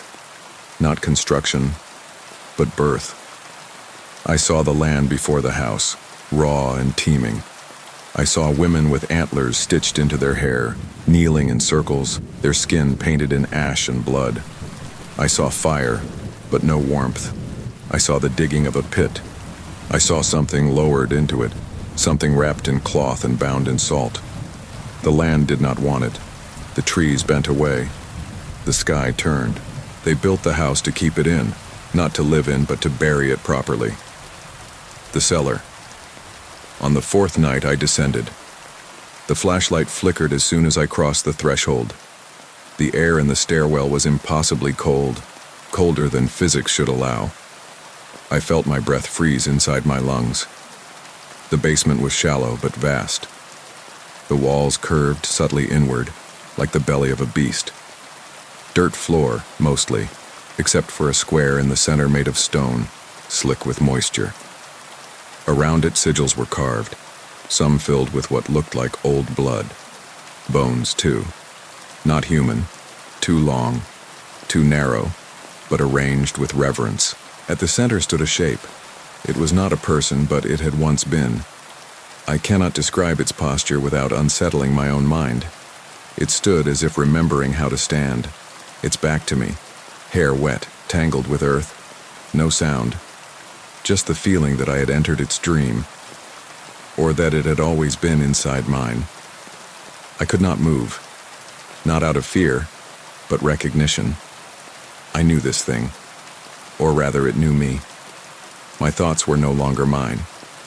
They whispered not in words but in pulses like wet leaves against skin. I felt history not written but carved. I do not know how I left the cellar. Only that I woke in the bed soaked in dirt and sweat. The window beside me showed nothing but black. No moon. No stars. Just the reflection of the room, even when the light was off. I should have run. Walked until my legs broke. Screamed until something found me. But the house had taken that part of me. The urgency, the rational. I began to understand that I was not trapped in the house. The house was trapped in me. And whatever waited in its belly was no longer bound. On the final day, time collapsed. I woke to the sound of my own breath being mimicked, beat for beat just behind my ear. When I turned, nothing was there. The reflection in the mirror was gone altogether, replaced by the faint impression of a face, too close to the glass to have stood in the stairwell. The house smelled of salt and soil. The stain on the ceiling had begun to pulse. The walls were warm to the touch like skin. I no longer trusted doors to lead to the same rooms. Once, the upstairs hall led back to the kitchen, though I'd never turned a corner. The cellar door was now open, waiting. I do not remember walking down. I remember only sound, low, wet, and rhythmic, like a heartbeat in a distant tunnel. The shape was closer now, still turned from me, but its head slowly tilted, listening. And in its presence, I saw myself. Not as I am, but as I was, centuries ago, kneeling, chanting, holding the bowl, pouring the salt. I had helped build this place. I had helped bury what could not be buried. The house remembers, the land remembers, the self forgets. Now I sit on the floor of the cellar, writing this by candlelight, though I do not recall bringing a candle. The light flickers, and with it, the shape behind me shifts. Closer, always closer. I am not afraid, only certain. The house was not rented, it was summoned. I was not a guest, I was a vessel returning. If you find this, do not stay. Do not look in the mirror, do not read the writing, burn this place, salt the earth. But I fear it will not matter, because the house remembers. And now, so do I.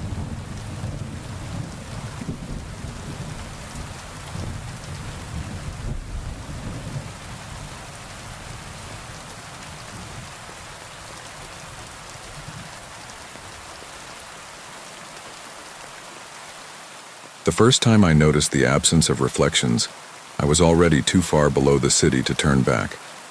There, in the belly of the earth, where rusted metal wept in silence and the lights breathed like dying lungs, I began to forget the shape of the world above. I had taken that line before, Line 13, a disused, half-forgotten artery in the city's underground rail network. It wasn't on most maps anymore, and even locals spoke of it with uncertainty, as if its continued operation was a bureaucratic oversight rather than a matter of infrastructure. For me, it had become something of a curiosity, a peculiar shortcut when the streets above were clogged with unending traffic and ceaseless noise. The entrance to Line 13 was hidden beneath an unmarked service staircase in the older wing of the metro interchange. Dust coated every inch, muffling sound and time. The turnstiles didn't beep when I passed through. They simply sighed open, as though granting passage out of obligation, not recognition. Everything felt slightly too dim down there. Not dark, precisely, but muted, like a dream that refuses to brighten. I boarded the only train in the station. It was empty.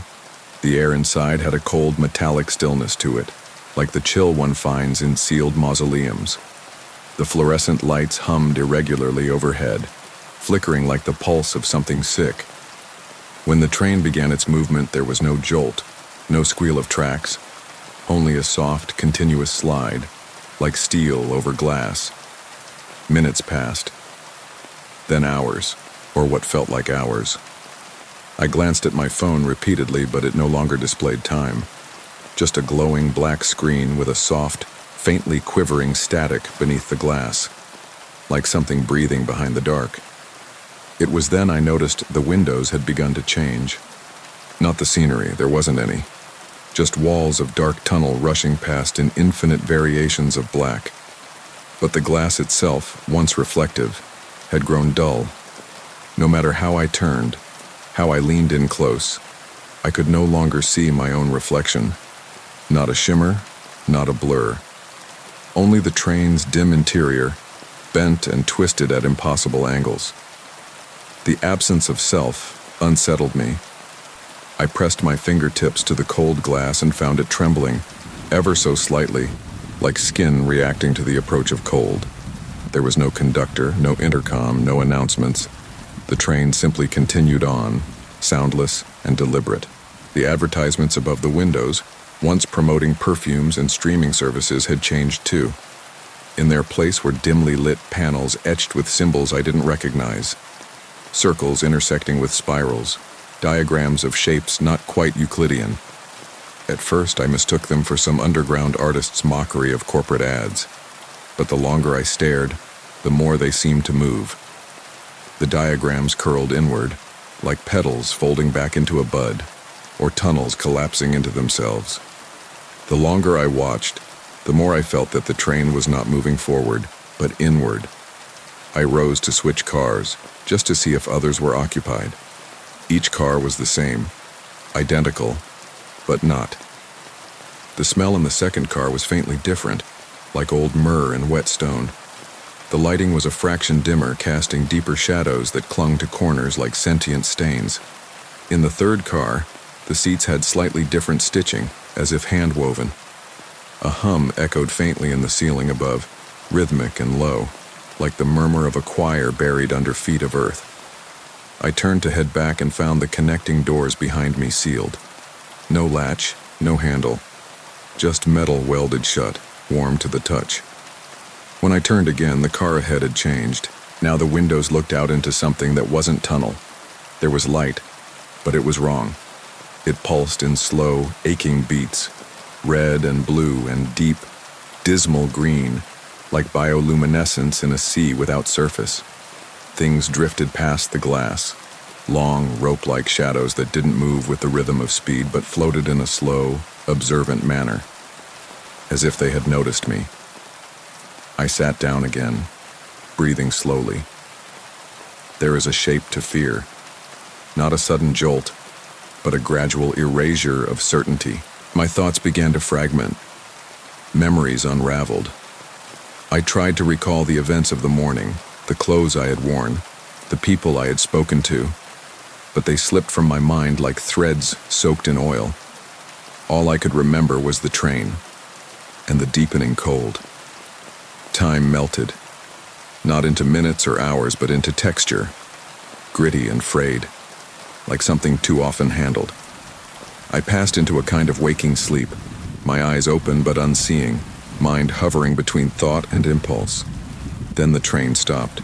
The lights flickered and died. Darkness fell, not silence, not stillness, but darkness that moved. It spilled into the car through the sealed doors and windows, seeping like ink across my skin. It was warm, and within it were textures, silken, fibrous, granular. I felt them on my arms, my neck, and my ears. They did not hurt, but they listened. I could not see, but I could feel the tunnel outside now. It had opened. Something vast waited beyond it. Not a station, not another platform, but an expanse, an ancient hollow. The temperature dropped again. My breath clouded and fell to the floor like misted snow, spiraling and evaporating on contact with something beneath the train. And then the train began to move again, backward, slowly at first, then faster. But it wasn't retracing its path. The tunnel outside had changed entirely. Shapes moved in the distance, structures perhaps, or roots, or monuments. Once I saw something that resembled a staircase winding upward along the curvature of the tunnel wall, disappearing into a mouth-shaped opening rimmed with pulsating growth. I wanted to scream, but the sound caught in my throat and stayed there, nesting like a stone bird. The symbols above the windows began to glow, first white, then amber, then a black so dense it glowed in reverse, pulling light inward. I couldn't look away. They vibrated in the edges of my vision, pulsing with an ancient rhythm I couldn't comprehend but instinctively feared. Not because it was malevolent, but because it was true. There is a language older than sound, older than thought. I began to remember things I had never learned, rituals performed in caverns beneath ancient cities, where iron was melted not for tools, but for containment. I remembered chants in tones too low for the human ear, and sacrifices not of flesh, but self. I remembered faces, not mine, others, carved in salt and bound in wire. I remembered her. There is always a keeper. I saw her first in the reflection of the train door, though the door, of course, had ceased to reflect anything.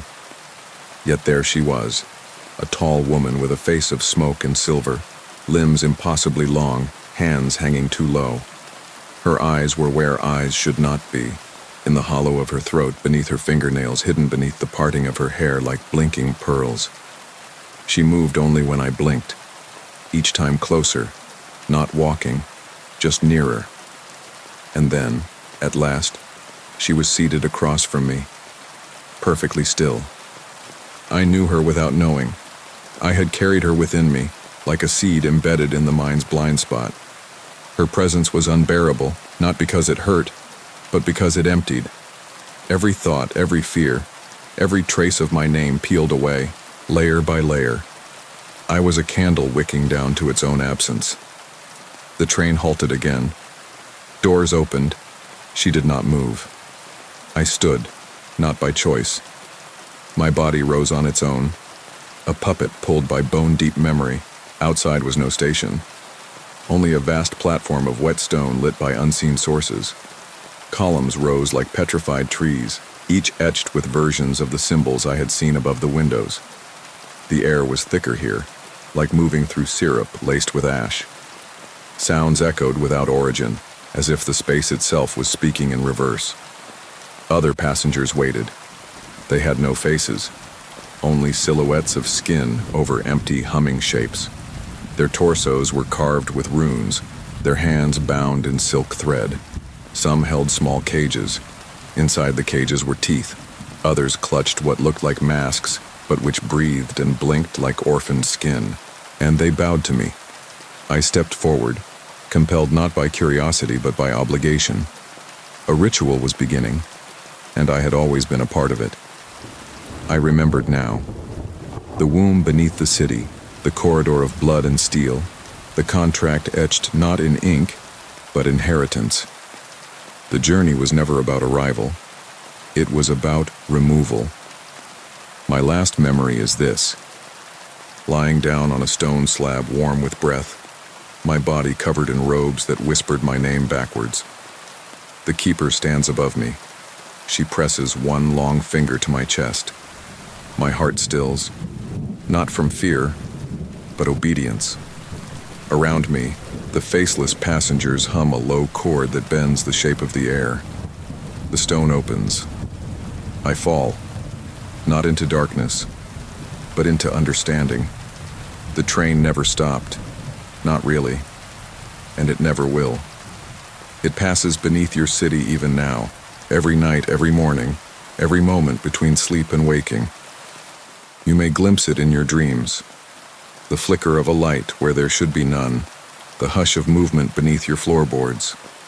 And should you ever find yourself descending a staircase you don't remember, into a station no one else recalls, should the air grow cold and the silence grow heavy, do not board the train, not because it is evil, but because it already knows you, and it is waiting to return you.